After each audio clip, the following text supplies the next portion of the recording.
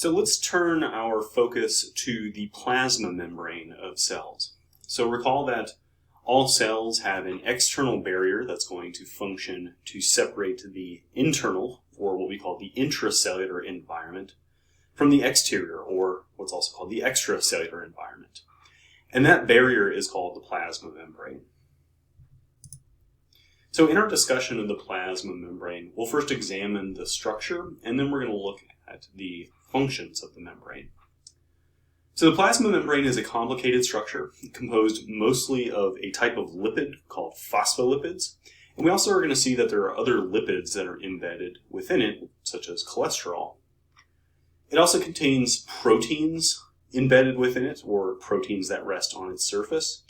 And the membrane also has chains of carbohydrates. So all of these molecules are going to serve very specific roles as part of the plasma membrane. So first and foremost, the membrane functions as a physical barrier, which is going to separate the cell cytoplasm from the exterior environment. The plasma membrane is described as selectively permeable, which means that some substances are able to cross the membrane very easily, while others are restricted. So the membrane itself is very selective about the materials that can cross it. This property is mostly due to the chemical properties of the lipids that compose the membrane. It's also going to function in communication, so we'll see that the proteins that are embedded within the membrane are going to interact with various chemical messengers, and then some of those will function to relay messages to the interior of the cell. The plasma membrane also permits cell recognition, as the carbohydrates that are located on the surface of the cell are going to allow that cell to be recognized by other cells. We see this in particular with the immune system. So the membrane's basic structure is a bilayer. That is, we are going to see two layers composed of a material called phospholipids. So the membrane's structure is a double-layered phospholipid membrane. As we've already seen, there are a number of proteins that are associated with the plasma membrane. The integral proteins, which are embedded within the membrane, function as channels through the membrane, and so that substances can enter or exit the cell. So that's going to be the typical function of an integral protein. On the other hand, we also have peripheral proteins, which sometimes function as enzymes or as cell-cell junctions. And we're also going to see carbohydrates that are associated with the surface of the plasma membrane. And these carbohydrates are located on the outer surface, and they're collectively called the Glycocalyx, which is a word that means sugar coat. So we'll see that phospholipids compose the majority of the lipids in the plasma membrane. And their basic structure consists of a phosphate-containing head group, as well as two fatty acid chains or tails. The phosphate-containing head group is polar, which means that there is a separation of positive and negative charges at the molecular level.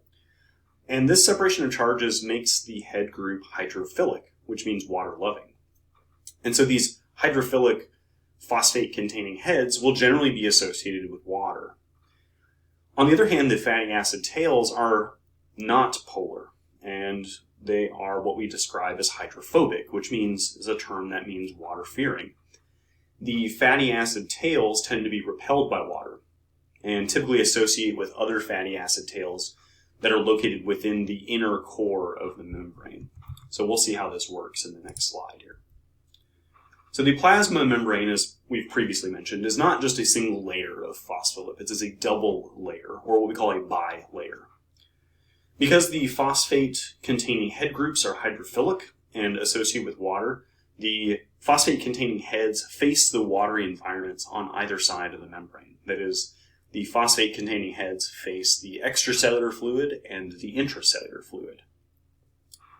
And the hydrophobic tails, that are mostly made of the lipid part of the phospholipid, being repelled by water, we see will position themselves as far away from the water as they can get. And so in this diagram, we see that they occupy the middle of the membrane and they face one another.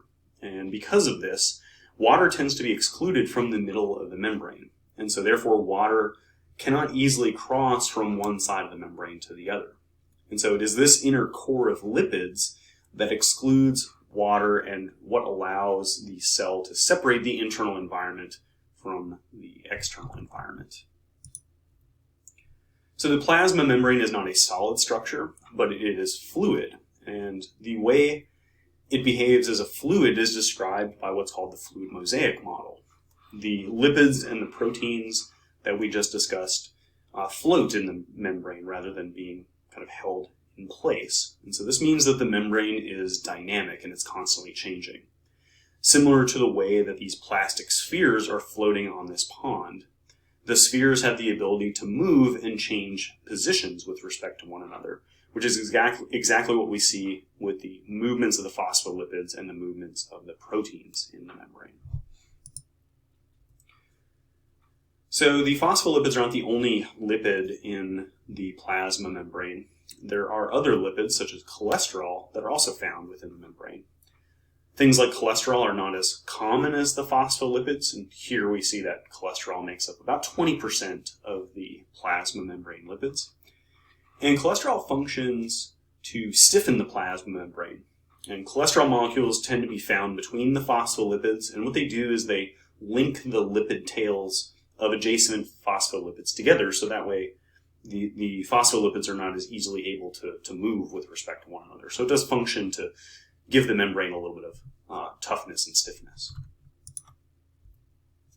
So we also see that in particular, the extracellular surface of the cell has a thick coat of carbohydrate chains.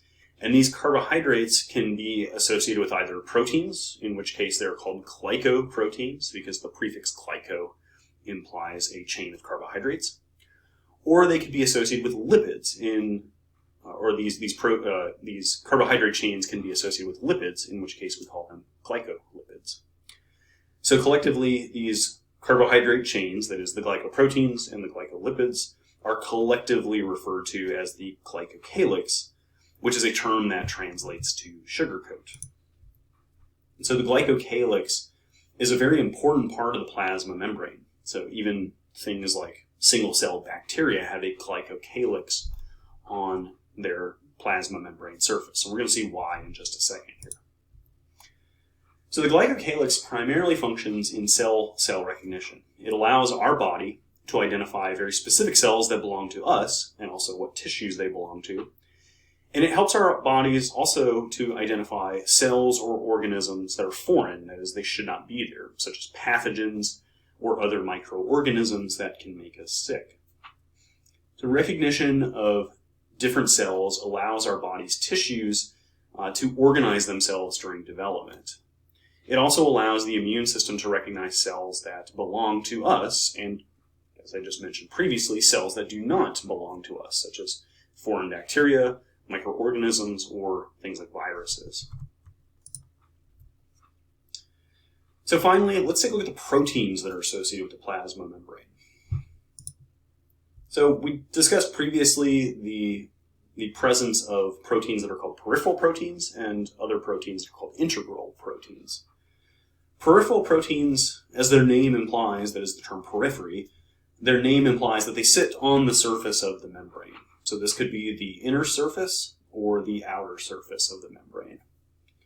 And then we have the integral proteins. And integral proteins are generally embedded within the plasma membrane itself. And so these integral proteins may span the entire width of the membrane, as we see with some of these protein channels in this diagram here, or they may just be embedded on one side of the membrane.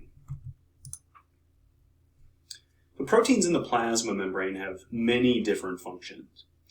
Some of them function as channels or carriers. They're going to transport small molecules across the plasma membrane that helps to move materials either into or out of the cell. We see that some will function as receptors that hormones or neurotransmitters will bind to. And the binding of these chemical messengers to the receptor will cause a biochemical change within the cell. And that, in turn, is going to change what the cell is doing in response to that chemical messenger binding to its receptor. Some proteins will function as enzymes. So recall that enzymes are responsible for building or breaking down substances. we'll see that some of these plasma membrane proteins are going to function as attachment points to a structure called the cytoskeleton in order to maintain cell shape or also assist in moving the cell. The cytoskeleton is a network of protein fibers and protein filaments. It's located inside the cell, and it helps to support the cell from within, much like our skeleton supports our bodies from within. And some will see function as cell-cell junctions, which are going to permit cells to adhere and stick to one another and act as a continuous sheet. So we're going to expand upon each of these examples here now. So proteins that function as membrane channels will typically take the form of a water-filled channel or passageway. And these channels usually allow for the passage of small hydrophilic substances, that is, substances that can be dissolved in water, like sodium, potassium, calcium, and glucose are some very prominent examples. We'll see two varieties of transport channels. We'll see leak channels as well as gated channels. And so a leak channel is a protein channel that's always open and allows substances to cross the plasma membrane at any time. On the other hand, gated channels will still allow substances to cross the plasma membrane, but only at specific times. And these gated channels will only open in the presence of a stimulus. And so in this example that I have here, the stimulus is a chemical signal. So for example, a hormone or a neurotransmitter could be this chemical signal. The binding of the chemical stimulus, or the chemical signal, causes that channel to open, allowing substances to either enter the cell or exit the cell through the channel that chemical messenger bound to. Other membrane proteins will function as receptors for chemical messengers. In this example, a chemical messenger like a hormone will bind to a receptor protein on the cell. And that receptor protein will then activate another protein inside the cell that's called a G protein. The G protein will then activate an enzyme, and that enzyme is going to create a second messenger inside the cell. And it's that second messenger that changes the behavior or the response of the cell to the binding of that initial chemical stimulus. So this mechanism is necessary because many chemical messengers cannot enter the cell, that is, they can't cross the plasma membrane and affect what the cell is doing. But thanks to the receptor protein, they are able to influence what the cell is doing, even though they cannot get inside. Those chemical messengers cannot get inside the cell. So this type of chemical messenger system is called a second messenger system, and we'll elaborate upon it a little bit in the next slide here. So here's another diagram showing the second messenger system.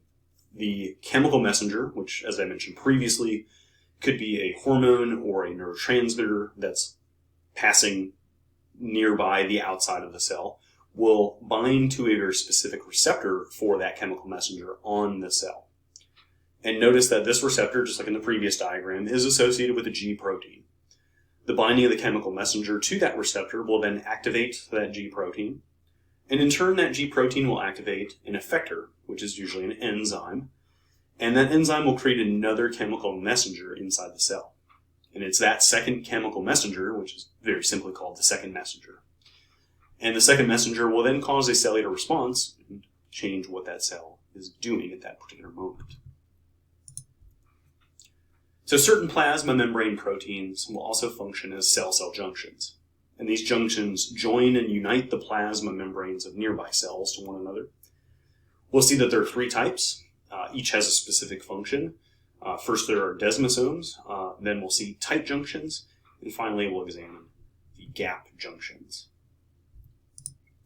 So desmosomes function like rivets, and what those do is they anchor nearby cells to one another. And in desmosomes, we see that they have these small linker proteins that interlock, much like teeth in a zipper do. And in tissues that are linked together by desmosomes, these sheets of cells will behave as one continuous structure, which makes the tissue very highly resistant to tensile forces. And tensile is a term that we use for pulling forces. So therefore, these tissues are very resistant to tearing. They are abundant in locations like the skin and cardiac muscle, since both of these tissues are subject to typically very strong mechanical pulling forces. So it's important that they're tear resistant. Next, we have tight junctions, which function to seal the space between adjacent cells. And this could be comparable to the way that a resealable bag kind of snaps together. This mechanism helps to prevent molecules or fluids from squeezing between adjacent cells. And so, therefore, the cells that are linked together by tight junctions can function to separate one fluid compartment in the body from another fluid compartment.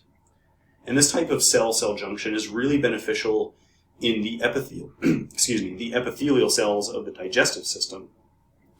The tight junctions prevent things like digestive acids or digestive enzymes from seeping between the lining of the stomach or the intestines and potentially damaging deeper tissues. So finally we have gap junctions, and gap junctions function as communication channels between adjacent cells. Nearby cells that are connected by gap junctions are connected by these hollow tube-like proteins, and these are the gap junctions, and they allow fluids and small ions and chemical signals to pass from the interior of one cell to the interior of an adjacent cell. And they tend to be present in electrically excitable tissues, so that is tissues that generate electrical signals and then contract, much like cardiac muscle does. And so we see that these are particularly abundant in things like cardiac muscle. But they are also found in developing embryonic tissues to allow those embryonic tissues to exchange chemical messengers between one another and coordinate their development.